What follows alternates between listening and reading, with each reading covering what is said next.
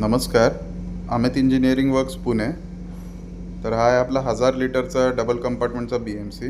आज डिस्पॅच आहे ह्याचा. तर ह्याचं लास्ट टेस्टिंग चाललेलं आहे. त्याचं कंडेन्सिंग युनिट,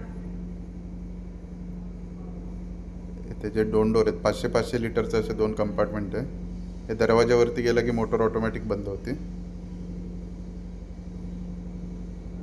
आणि दरवाजा खालती गेला की परत चालू होते ऑटोमॅटिक. पूर्ण SS304 मध्ये बनवलेला टँक असतो. इनर आउटर सगळे नट बोल्ट सगळं मटेरियल. हे असं त्याला मिल्क पंप पण द्यायचा होता, तर त्याला मिल्क पंप लावून असं टेस्टिंग चाललेलं आहे. असं दुसऱ्या टाकीमध्ये पाणी सोडतोय.